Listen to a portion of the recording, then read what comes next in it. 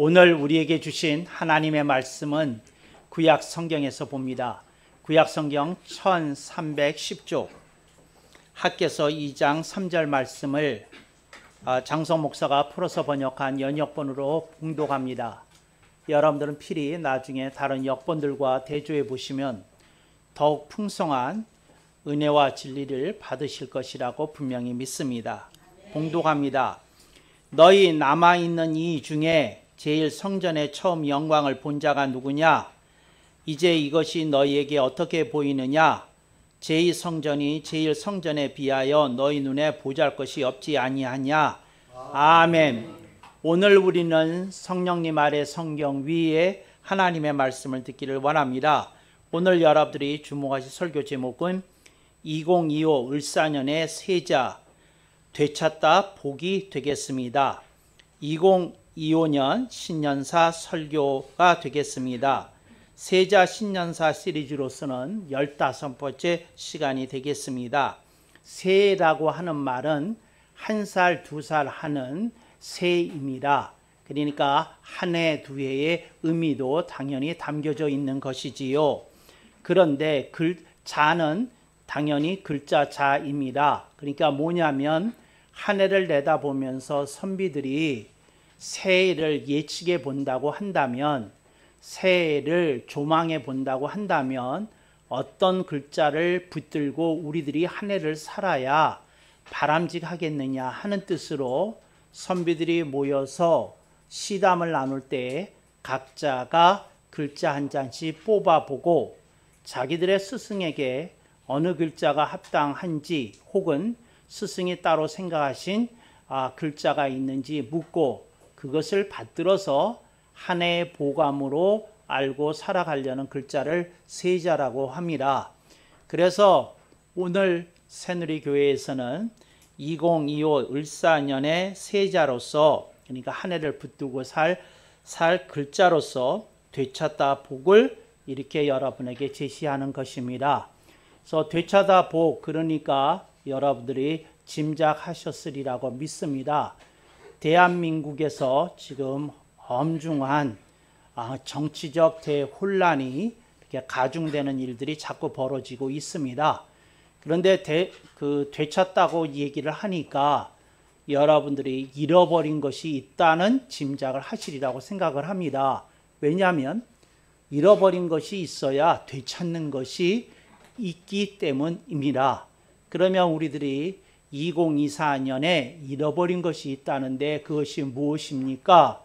이제 윤석열 대통령 개인에게 말하자면 대통령의 직권이 그가 이제 잃어버린 것이 되겠지요. 아직 이제 헌재에서의 판단을 기다리고 있지만 그분에게는 아마 그렇다고 얘기할 수 있을 것 같습니다.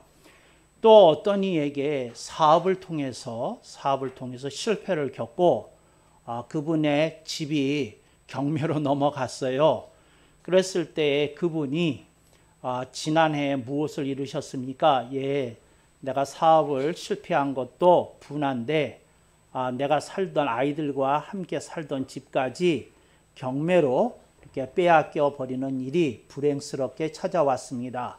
그러면 그분에게는 정말 잃어버리는 아파트가, 물론 사업장도 당연히 가슴 아픈 일이지만 그 아이들에게 면목이 없는 일이라 더욱 크게 다가섰을 것입니다. 그랬을 때 그분에게 어떤 마음이 있겠습니까? 잃어버린 것을 되찾아야 되겠다 하는 마음이 들이라고 생각을 합니다. 어떤 분이 과로로 오랫동안 일을 하다가 몸이 너무 지쳤어요. 몸에 건강을 이렇게 진단해 봤더니 특별히 암이나 무슨 중병이 있는 건 아닌데 온 몸이 무기력하게 빠져들어서 의욕이 꺾이고, 그리고 세상살이나 직장생활하는데 어려움이 있어서 불가피하게 자기가 15년 봉직했던 회사에다가 사표를 내고, 그랬더니 회사에서 고맙게도 이제 1년 동안 휴직하는 거로 할 테니까 나중에 돌아오시라고 그래 선처가 되어져서 그러면 1년 동안 이제 쉬면서 건강을 이제 챙겨야 되는 상황에 놓여 있습니다. 이러면 각 사람이 처해 있는 인생의 상황에 따라 잃어버린 것이 있는 것이고, 또 그것을 각 사람이나 각 가정이 되찾고 싶은 마음이 생길 것입니다. 그래서 금년에 저는 여러분에게 묻습니다. 여러분이 작년에 잃어버린 것이 무엇이 있으십니까? 건강이십니까? 집이십니까? 혹은 어떤 가족과의 관계이십니까? 혹은 여러분들이 소중히 여기던 어떤 물품을 도난당하신 일이 있으십니까? 여러분들이 잃어버린 것이 있다. 그러면 그것을 되찾는 한 해가 되기를 바라는 마음도 이 속에 담겨져 있습니다. 누가 저에게 묻기를 그러면 목사님이 생각하셨을 때에 가장 목사님이 보시기에 되찾고 싶은 것이 무엇입니까? 하고 물어보면 상권 분립입니다. 대한민국 헌법의 특징은 미국 헌법의 이렇게 소중한 정신을 따라 이렇게 지어진 민주공화국 헌법인데, 여기에 가장 핵심이 되는 상황이 상권 분립입니다. 그래서 사법부는 입법부와 행정부를 견제를 하고, 행정부는 입법부와 사법부를 경쟁하고, 또 입법부는 행정부와 사법부를 견제하는 상권 분립이 민주주의의 가장 중요한 근간이 되고 토대가 되는 것입니다. 근데 대한민국은 지금 더불어민주당의 일당 독재로 여러분 그 상권 분립이 완전히 망가졌습니다. 한덕수 총리가 대통령 권한대행으로서 탄핵을 당했을 때에 그가 탄핵을 당했던 것이 29번째입니다. 그런데 그 한 정권 안에서 탄핵이 29번 있었던 이 숫자는 대한민국이 건국이 된 지 70년인데 70년 역사 전체를 통해서 일어났던 탄핵보다도 이 몇 년 동안에 일어났던 탄핵의 숫자가 압도적으로 많습니다. 근데 이게 일당 독재가 아니고 무엇이겠습니까? 이제 공산당도 이렇게까지는 탄핵을 하지 않습니다. 네, 나라의 근간을 흔들어서라도, 권력을 흔들어서라도 국가 권력을 장악하겠다는 의지를 보여준 것인데, 참으로 그 수준의 참담함을 금할 수 없다. 좀 다수당의 금도와 정도를 보여줬으면 저들이 정권을 장악하는 데 오히려 더 도움이 되었을 터인데, 이렇게 해서 슬픈 일들이 이어지고 있다 하는 것을 여러분들이 기억하시고, 오늘 우리들의 삶 속에 하나님이 하시는 말씀을 들어야 되겠는데, 저는 대한민국의 상권 분립이 조속히 되찾아와야 되겠다, 회복되어져야 되겠다, 이제 그런 말을 듣습니다. 옛날에 판사들은 고귀함이 있었습니다. 어떤 고귀함이 있었느냐면, 우리가 비록 이렇게 아주 부자로 사는 건 아니지만, 대한민국의 사법 정의는 우리 판사들의 어깨에 있다. 그런 자부와 긍지가 판사들에게 있었어요.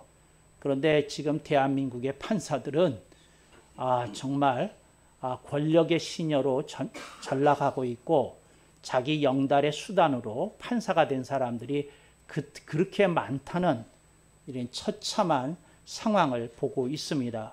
그래서 대한민국에서는 이제 그 법리 다툼보다도 누구와 끈이 닿느냐가 판결에 영향을 미치는 그런 서글프고 비극적인 세상에 우리들이 살고 있다. 그걸 여러분들이 생각해 보실 수 있기를 바랍니다.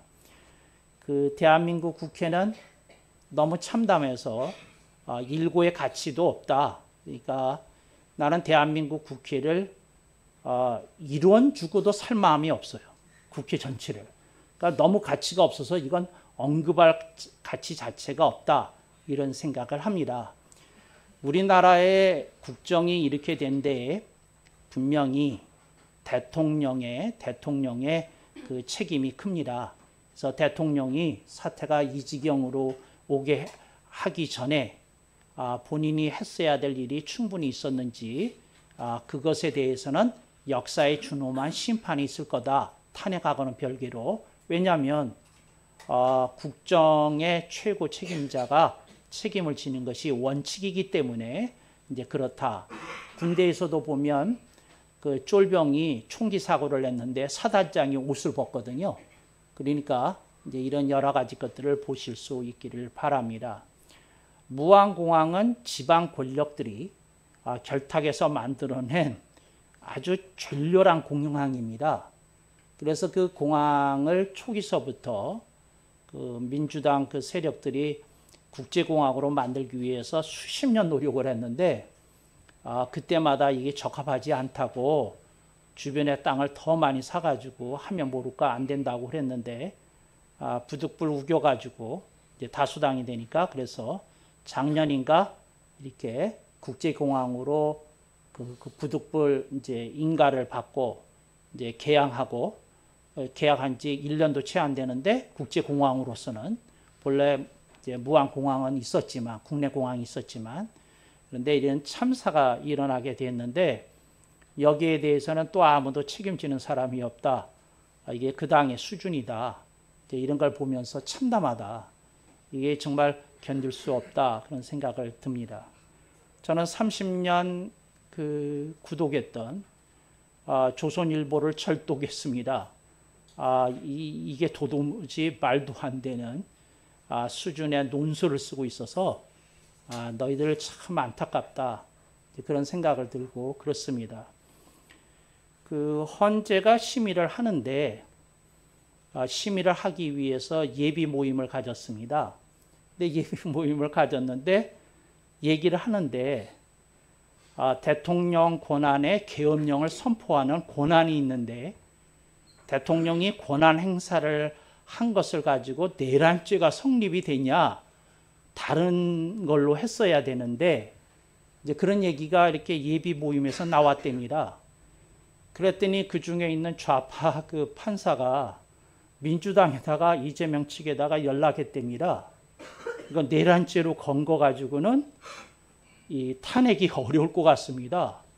그랬더니 뭐라고 그러냐면 그 탄핵 소추 공소장을 변경하게 해달라고. 그래서 그 내란죄는 빼겠다는 겁니다. 그렇게 내란 수괴라고 이제 해서 탄핵을 했던 건데 내란죄를 빼겠다는 겁니다. 이게 말이 됩니까? 근데 이게 이제 대한민국 최고의 권위를 자랑하는 헌재 판사의 수준입니다. 그걸 또 알려줬대요. 그랬더니 이렇게 질 수는 없다. 그러고는 또 뭐 공소장 변경을 하게 해달라고. 여러분, 이 사람은 이러이러한 죄로 기소합니다. 그래서 뭐 체포를 하든지 뭐 한 건데 그 어떤 사태가 벌어진 건데 그 공소장을 바꾸겠다는 건 죄가 없다는 얘기거든요. 그래서 다시 풀어줘야 되는 겁니다. 그런데 이제 탄핵은 유효하고 공소장은 그냥 편의대로 변경하게 해달라고 이런 얘기를 하고 또 헌재 측에서는 테크니컬하게 안 되는 거지만 뭐 하면서 무슨 정보를 줬다는 것 같아요. 근데 이게 대한민국 사법부의 수준이라고 생각을 하니까 참 참담하다. 이게 여러분들이 상황이나 알고 얘기를 하는 건지 모르겠다 하는 겁니다. 그리고 또 하나 여러분이 아셔야 될 거는 모든 그 범죄 혐의자는 대한민국 헌법에 무죄 추정의 원칙이 있습니다. 그러니까 뭐냐면 판사가 땅 하고 선고하기 전에는 무죄인 사람으로 대우해 줘야 된다는 거거든요. 그런데 지금 대한민국에서 다른 모든 범죄자에 대해서는 무죄 추정의 원칙이 적용이 되는데 대한민국 대통령에게만 무죄 추정의 원칙이 적용되지 않습니다. 이게 정상입니까? 이 나라가? 하여튼 서글퍼서 말로 다 할 수 없다 하는 생각이 듭니다. 그런데 제가 오늘 본문으로 돌아와서 본문의 얘기가 뭐냐면 이스라엘이 바벨론에 의해서 멸망을 하면서 그 예루살렘 성전이 파괴되었어요. 그래서 이스라엘이 바벨론에서 이제 특별히 허락을 받아가지고 이제 성전을 건축하는 사람들이 이렇게 이제 돌아왔습니다. 그래서 돌아와가지고 그들이 성전을 지었는데 그때 리더의 이름이 수룹바벨이었어요. 그래서 수룹바벨의 영도하에 이제 그 예루살렘 성전이 재건이 되었다고 그래서 이걸 수룹바벨 성전이라고 부릅니다. 솔로몬이 주도해서 세운 성전의 이름은 솔로몬 성전이고요. 이건 파괴됐어요. 그래서 다시 이스라엘 민중이 힘을 합치고 선지자들이 이렇게 그 선지자들이 영적 지도를 잘 해가지고 그 중에 지도자가 에스라입니다. 에스라 선지자, 그 다음에 학개 선지자, 이런 분들이 스룹바벨 이런 분들이 이렇게 힘을 합쳐가지고 이제 성전을 건축을 한 거예요. 두 번째 성전을.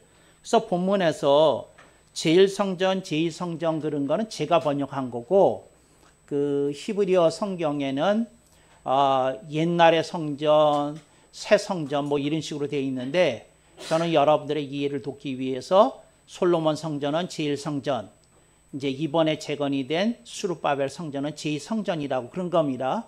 그래서 제2성전을 진 얘기입니다. 그래서 이제 준공식, 낙성식을 하는데, 그러니까 테이프 커팅 세레모니를 하는데, 이 사람들이 이런 얘기를 하는 겁니다. 너희 남아있는 이 중에 제일 성전의 처음 영광을 본 자가 누구냐? 그러니까 솔로몬 성전의 영광을 본 사람이 누구냐? 이제 이것이 너희에게 어떻게 보이느냐? 제2성전이 제1성전에 비하여 너희 눈에 보잘 것이 없지 아니하냐? 그러니까 성전이 파괴된 그 모습을 접하고 가슴이 안타까워서 이제 성전을 짓는데, 포로 생활에서 귀환한 사람들이 내놓은 재물을 가지고 짓다 보니까 고급 재료를 쓰지 못했어요. 좀 싼 재료를 썼어요. 웅장하게 짓지 못하고 규모를 대폭 축소해서 지었어요. 그래서 뭐라고 얘기하냐면 제2성전, 어떤 성전이죠? 수룹바벨 성전이 제1성전, 어떤 성전이죠? 솔로몬 성전에 비하여 너희 눈에 보잘 것이 없지 아니하냐? 이제 이 얘기를 한 거예요. 그러니까 사람들이 성전을 건축했는데 뭐가 아니라는 거예요. 제대로 된 성전이 아니라고 그랬어요. 그래서 이 낙성식에서 희한한 일이 벌어졌어요. 한쪽에서는 테이프 커팅을 하는데, 한쪽에서는 테이프 커팅하면서 막 박수를 치는데, 환호를 하고 막 그러는데, 한쪽에서 솔로몬 성전을 봤던 사람들이 울었어요. 한쪽에서 막 대성통곡을 했어요. 옛날에 성전에 비하면 이거 성전이라고 말할 수도 없다. 그러고 막 울었어요. 그래서 이스라엘은 지금도 유다교회에서는 그 전통에 따라 수룹바벨 성전을 역사에서 지워버렸어요. 그래서 여러분, 지금 예루살렘 그 성지를 여러분들이 순례하시게 되면 거기에 예루살렘 성전에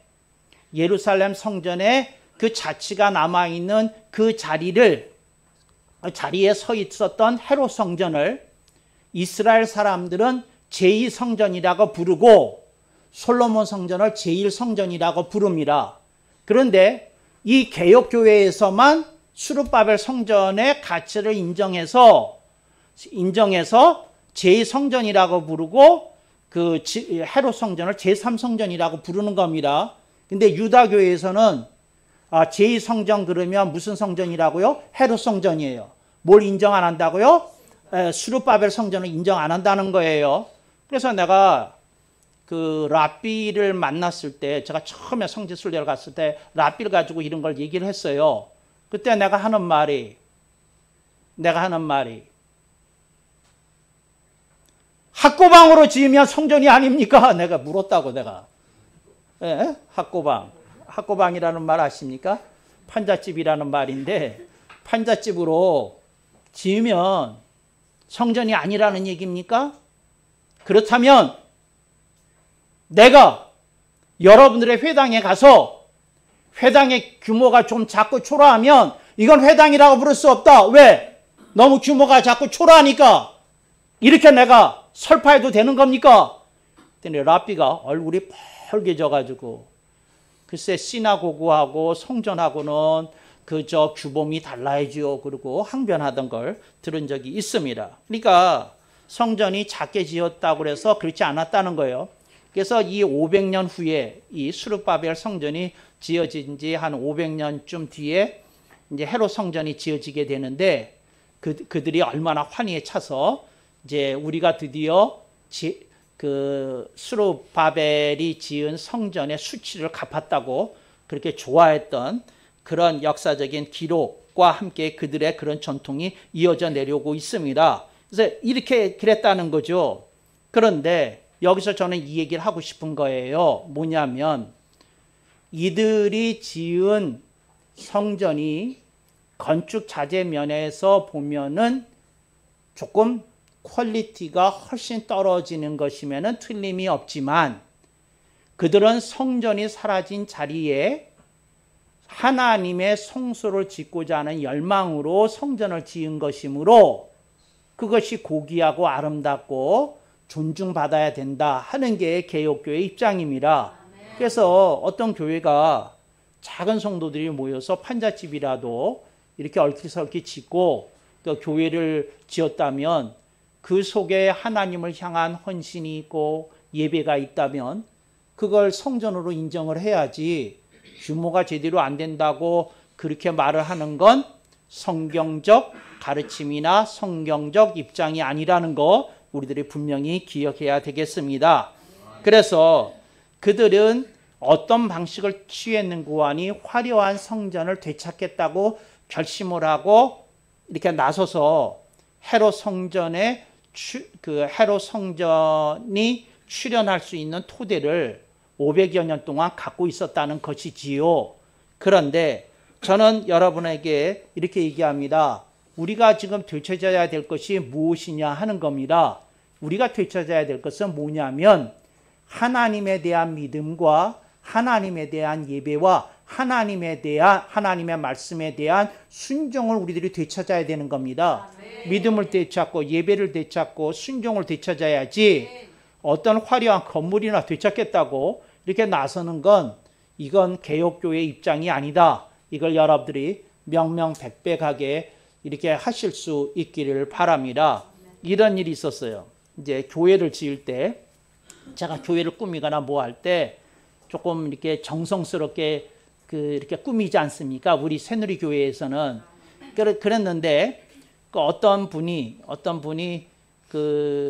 우리 교회가 섬세하게 제가 뭐를 이렇게 꾸미는 걸 보고 이런 얘기를 했어요. 목사님, 이제 그분은 우리 교회를 조금 개척교회 비슷하게 봤던 사람이거든요. 그런데 뭐라 그랬냐, 목사님, 지금 목사님이 교회를 이렇게 아름답게 꾸미시는 것은 개척교회 수준에 안 맞는 것 같습니다. 우리가 조금 검소하게 꾸며야 되지 않겠습니까? 이렇게 얘기를 한 거예요. 근데 그분 얘기는 뭐냐면 우리 건물도 아닌데 이렇게 정성스럽게 뭐 화장실도 고치고 뭐도 고치고 이렇게 하는 거 건물주나 좋게 하는 일이지 뭘 좋은 일이냐 뭐 하냐 이제 이런 식으로 얘기를 한 거예요. 그래서 제가 그분한테 정색을 하면서 잠깐 앉으시라고 그러면서 내가 이제 얘기를 했어요. 뭐라고 얘기를 했느냐 하면 다른 사람은 다 얘기해도 집사님은 그 얘기하면 안 되죠. 왜 안 되는 거 하니? 내가 집사님 집에 가보니까 모든 가전제품들이 초일류입디다. 자기 집에 장식하는 건 초일류로 하고 교회가 좀 아름답게 장엄하는 건 안 된다고 하는 발상은 어디서 나온 겁니까?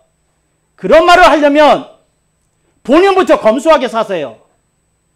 본인은 검소하게 살지도 않으면서 교회가 검소해야 된다는 얘기가 무슨 얘기입니까? 그런 말 하지 마세요. 내가 그랬어요. 그렇잖아요. 사람들이 돈 좀 벌면 가장 먼저 하는 일이 조금 좋은 차 뽑는 거 아니에요. 그래서 맨날 하는 일이 교회에 와서는 이것도 하면 안 된다, 저것도 하면 안 된다 이런 얘기를 하거든요. 근데 그런 거 참 보면서 안타까운 마음을 금할 수가 없다. 이게 얼마나 언밸런스가 있는 건지 말로 다 알 수가 없어요. 세계 최대의 교회를 자랑하는 여의도 순복음교회 흉을 하나 보겠습니다. 여의도 순복음교회가 교인이 자칭 70만이래요. 그런데 그러면서 교회를 이렇게 졌어요. 그런데 그렇게 이제 초대형 교회를 지어놓고는 우리 교회는 검소하다고 그러면서 거기에 그 교회 가서 한번 보세요. 장의자가 얼마나 불편하고 딱딱한 건지. 근데 우리 교회는 검소하기 때문에 교회를 그렇게 크게 지어놓고 검소하기 때문에 이렇게 불편한 장의자를 참고 있습니다. 그러더라고요. 이게 앞뒤가 맞는 얘기입니까? 아니 그렇게 불편한 장의자를 갖다 놓고 같으면 교회도 허락해 지어야지요. 교회를 왜 대한민국의 노른자 땅 그 여의도에다 짓습니까? 어디 봉천동 산꼭대기에다 지으셔야지. 봉천도 사시는 분들 죄송합니다. 제가 실수한 것 같아요. 흉벌하는 게 아니라 땅금을 생각을 하니까 이건 평지고 저기는 산마루고 거기는 타닥타닥 집이 있고 여기는 넓은 공간도 있고 그러니까 이제 그걸 비교하다가 이렇게 했는데 하여튼 말실수 같아요. 봉천동 여러분 죄송합니다. 그런데 봉천도 아름다운 동네입니다. 근데 이게 말을 잘해야 되는데 근데 하여튼 이제 그 말이 안 되잖아요. 그런데 그 교회 당회장이나 목사님들이 차는 최고급 세단을 타거든요. 교인들이 앉는 의자는 그냥 헐거운 거로 해놓고 말이 안 되잖아. 그러니까 어떤 교회가 검소한 걸 얘기를 하려면 나는 이렇게 얘기해요. 제발 교회부터 작게 지으세요. 아멘 안 하시네. 그리고 얘기를 해야지. 말이 안 되잖아요. 그러니까 참 어떤 걸 이렇게 뭘 할 때 좀 그래야지. 그렇잖아요. 어떤 걸 교회에서 뭘 하려고 할 때 조금 되찾아야 될 게 무엇인지 좀 생각해 볼 필요가 있겠다. 그런 생각이 듭니다. 다시 여기 본문으로 돌아와서 그러면 새누리교회는 뭘 되찾고 싶은 겁니까? 예, 말씀드렸잖아요. 믿음을 되찾아야 된다. 예배를 되찾아야 된다. 하나님의 말씀에 대한 순종. 그러니까 믿음과 예배와 순종을 되찾아야 된다. 그 얘기를 하는 거예요. 믿음을 되찾아야 돼. 그리고 그것만 되찾아야 됩니까? 아닙니다. 되찾아야 될 게 많아요. 기도를 되찾아야 됩니다. 그 기도를 되찾는다는 말이 뭡니까? 국가와 민족의 상황이 참담하니까 기도도 안 나와요. 너무 답답해서. 일이 안 풀릴 것 같아서. 그렇지만 기도를 되찾는다는 건 그럼에도 불구하고 우리가 기도하면 하나님께서 기도에 응답해 주실 거라는 그 믿음을 가져야 된다는 거죠. 그런 믿음을 가져야 된다는 거죠. 그런 믿음을 가져야 된다는 거죠. 그래서 그런 믿음도 되찾아오고 기도도 되찾아오고 예배도 되찾아오고 순종도 되찾아오고 그 다음에 우리들이 되찾아와야 될 게 있어요. 국가가 너무 어렵다 보니까 기쁨을 잃어버리고 있어요. 저부터가. 기쁨을 되찾아와야 되겠어요. 기쁨을. 생활의 즐거움을 되찾아와야 되겠어요. 그러니까 하루 종일 그저 아무것도 안 하는데도요. 막 가슴이 두근반 서근반 해가지고 정말 이렇게 마음이 진정이 잘 안 되거든요. 하는 것도 없으면서. 그런데 그때 하나님께서 하시는 말씀이 얘야. 일상의 즐거움을 회복하거라. 이제 이런 음성을 들려주시더라고요. 오늘 우리들이 이런 걸 되찾아야 되겠어요. 여러분 다 되찾으세요. 그러니까 그래서 내가 지금 잃어버린 게 뭐지? 하고 여러분 리스트를 좀 작성하시고 그 리스트 속에 여러분들이 꼭 챙겨야 될 것만 저는 알려드린 거예요. 뭡니까? 믿음을 되찾읍시다. 기도를 되찾읍시다. 예배를 되찾읍시다. 기쁨을 되찾읍시다. 즐거움을 되찾읍시다. 그 얘기를 하는 거예요. 그러니까 우리가 꼭 되찾아야 될 그것에 대해서 얘기하는 거죠. 정치적으로 목사님 뭘 되찾고 싶습니까? 삼권 분립이다. 그걸 보고 싶다 하는 거죠. 사법부는 사법부답게, 행정부는 행정부답게, 입법부는 입법부답게 그렇게 보고 싶다는 것이지요. 그래서 여러분들이 그런 그 아름다운 대한민국을 위해서 기도해야 되겠다는 거죠. 또 하나 우리들이 되찾아야 될 게 있어요. 정말 대한민국이 살려면 지금 삼성이 좀 치고 나와줘야 되는데 삼성이 대한민국에서 갖는 경제적 영향력이 30%예요. 근데 삼성이 축 처졌어요, 지금. 그래서 여러분, 제발 삼성의 리더십이 그 우리나라의 수출 동력을 다시 돌릴 수 있는 그 어떤 새로운 기술을 확보해서 치고 나갈 수 있도록 좀 기도해 주셔요. 지금 당장은 좀 삼성이 되살아나야 경제가 되살아나지 않을까 그런 생각이 들면서 가슴이 갑갑하고 답답하다. 다행히 SK는 잘하고 있다는데 SK도 더 치고 나가서 삼성과 맞먹는 그런 그룹으로 성장하기를 간절히 바랍니다. 그 경제력이나 모든 면에서 좀 그 우리나라가 살아나는 일들이 기업인들의 활동을 통해서 좀 일어날 수 있어야 되겠다. 그리고 그 여러분들이 사는 그 좀 이렇게 뭐라 그래야 되나 이렇게 그 흔들리고 있는 경제 상황들이 좀 안정이 되고 그랬으면 좋겠다. 그런 생각이 있지요. 어떤 분이 저한테 이런 얘기를 했어요. 목사님, 우리가 고난을 사랑해야 되지 않습니까? 이렇게 얘기를 했어요. 그러니까 제가 설교를 할 때에 하나님의 축복에 대해서 얘기하는 어떤 부분이 개혁신앙의 맥락과 맞지 않지 않느냐 하는 날카로움을 가지고 그런 걸 물어본 일이 있어요. 그래서 제가 그분한테 이렇게 대답했어요. 나도 좀 빈정이 상했거든요. 그럼 내 고난도 좀 갖고 가세요. 그리고 받으신 축복 있으면 저한테 주세요. 난 축복받고 싶은데요. 근데 무슨 그저 고난을 그렇게 애지중지해야 된다는 그런 터무니없는 생각을 왜 하십니까? 고난은 싫지만 오면 이겨내는 것이지 고난을 사모하고 갈망해야 된다는 건 도대체 성경 어디에서 뽑아낸 가르치십니까? 우리가 하나님 말씀대로 살지만 고난을 당할 때가 있을 때에 기쁨을 잃지 말고 성령의 기름 부으심을 빼앗기지 말고 이겨서 하나님께 영광을 돌리라. 그런 건 내가 알지만 고난을 사모하고 갈망한다는 가르침은 내가 처음 듣습니다. 이제 이렇게 반격을 했더니 그분이 제가 성경에 대해서 뭘 아나요? 그러고 꼬리를 내미시더라고요. 여러분 이렇습니다. 여러분들이 삶 속에서 어려움이 왔을 때 우리가 겸손히 하나님, 제가 부족하고 잘못하지 않습니까? 제가 고치겠습니다. 잘하겠습니다. 저 좀 붙들어 주셔서 그래도 하나님의 기쁨을 얻게 해 주옵소서. 제가 자격 없지만 하나님의 축복을 구합니다. 축복 좀 이분이 쓰셨단 말이에요. 개평이라도 좀 주시옵소서. 그랬다는 거예요. 그래요. 축복의 개평이라도 받으셔야지. 무슨 얘기예요. 정말. 그렇지만 저는 여러분의 축복에 개평 받는 것에 만족 못합니다. 여러분 대박 받으십시오. 오늘 신년 축복 주일입니다. 꼭 대박 받으십시오. 그래서 제가 여러분들이 부러워서 샘나게 꼭 해주십시오. 이게 목사의 정신 건강을 굉장히 편하게 줍니다. 할렐루야. 그런 여러분 가정 되시고 사업 되시기를 축복합니다. 아멘. 1만 번.